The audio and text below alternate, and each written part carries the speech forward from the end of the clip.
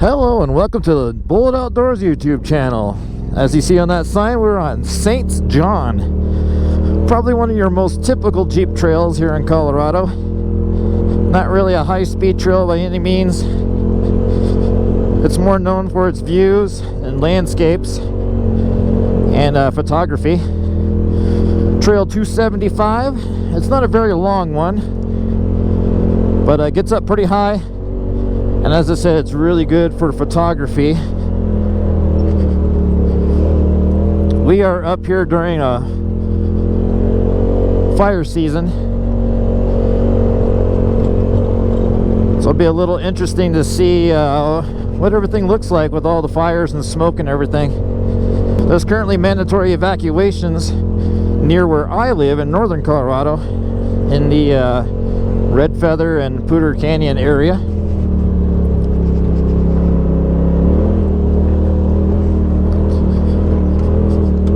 But it's good that the sun's peeking out there. But this video isn't necessarily about this trail. It's actually about this helmet. And a little bit of backstory is that I do wear a helmet while driving the old Razor. And not really sure why.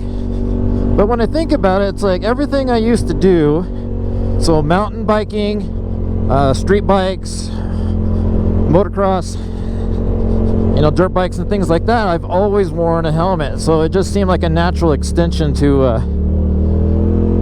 wear a helmet while off-roading in a Razor.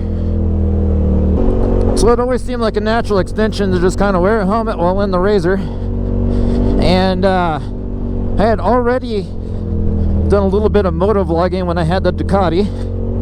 So naturally, having a camera on the helmet lent itself naturally to recording different trails and things when I started doing the Razor. And that's where kind of the helmet comes in. I'm fairly unique in that I have in-helmet audio, so I have a microphone. A lot of the side-by-side channels do not do that, so I've copied from the moto vloggers in that aspect of having in-helmet audio, and that way I'm able to have running commentary while going down the trail.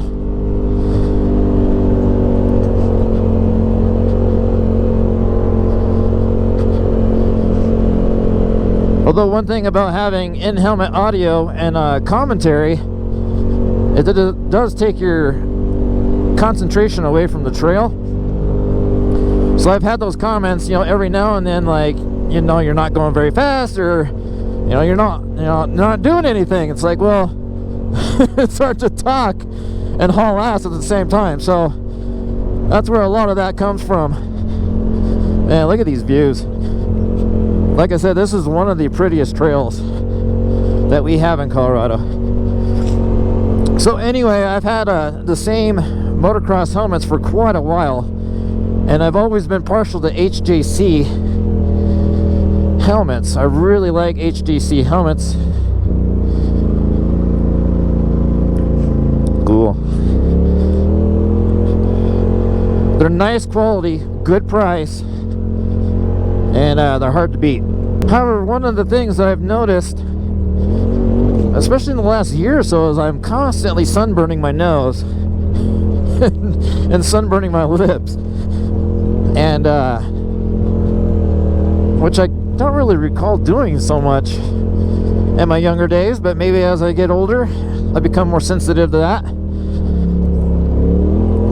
So it just got to the point, like, you know what, there has to be a different option or a different way to kind of protect my nose and not wear like a street helmet per se. So I've been kind of on the lookout for the last several months for a replacement kind of motocross style helmet. I like having a visor, as when you start getting into like the sunlight and stuff like that, it's pretty nice to be able to kind of dip your head and block the view, because you don't have visors or anything like that here in the Razor. So it was kind of my criteria, was having a more well protected nose and a visor. And the one thing I never really liked about motocross helmets is that, like, you get that beak on the front, like it sticks out way too far, like a Toucan Sam kind of beak on the front. And I can't say I've ever really understood why. It's like, I don't know why you have so much forward protrusion on the front of a motocross helmet. You don't really have that on a street helmet. So anyway, I've been on the lookout, and all of a sudden I started seeing these ads for Ruroc, R-U-R-O-C. And I've sort of been aware of them for snowboarding and skiing. Wasn't really truly aware of them being in the kind of street bike and dirt bike world. But then I noticed, like, they really are, and then they're coming out with a new helmet. And so it's like, I saw the way it was designed. It's like, well, it looks like the nose and kind of mouth area is more protected and more sealed. That's another thing too, is like, I've noticed you have to wear some sort of like dust or respirator, so to speak, with the motocross helmet. I mean, it does protect fairly well, but it doesn't protect totally. So that was another thing, like a more sealed kind of helmet. And so I noticed the Ruroc, I noticed kind of the design of it, but I wasn't really seeing too well, like exactly how the goggles sealed to like the bottom kind of facial area, and what was going on there. And so I kind of waited for some of the reviews to come across YouTube. And the one was Chase on Two Wheels. He's kind of a neat dude. He kind of tells it like it is, so to speak. And there was a couple other guys that I think they had a little bit more of a biased review, you know, kind of sponsored by Ruroc, but I could at least get the gist of what they were saying. And I noticed that it was fairly sealed. I was like, all right, so the goggles are kind of sealed to the helmet. The bottom, like, sealed. It's almost like a reverse turtleneck. Like, it seals around your neck extremely well. So it's very tight pulling it on, but fits perfectly fine once it is on. I wear a small in HJC. I ordered a small in Ruroc, and I have no complaints whatsoever. I think it's the perfect size. I would assume a medium would come on and off a lot easier, however, it would be a lot looser while it was on.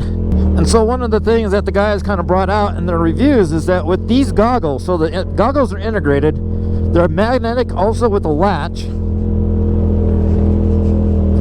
and you have a little bit wider field of view than you do with a normal motocross helmet and goggles. Not as much as a street bike helmet. I think a street bike helmet has a little bit more kind of peripheral, but you definitely have a little bit wider view than a normal motocross helmet. I did not try to see if normal goggles fit with these, and I'm just curious to, you know, whether or not it actually would work, just in case, you know, an emergency or something like that, like something happens to these goggles, you can just snag another pair and have something at least temporary. The replacement lenses are kind of pricey. They come with a clear lens, but as I said, they're kind of pricey. They're like 70 something bucks for a lens. So that's kind of a bummer if something happens to them. The other thing that I was kind of surprised with the replacement lens is that it did not come with like a pouch or a protective case. So I'll have to use one of my pouches from my other goggles for the clear. That way I can keep the clear here on the razor.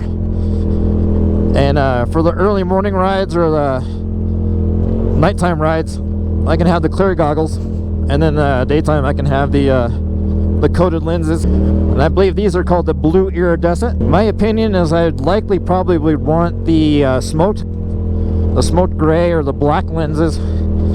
However, they did recommend that it was track only, so I'm not exactly sure what the reasoning is for that. You see the smoke off in the distance. There's several fires that way up by 70.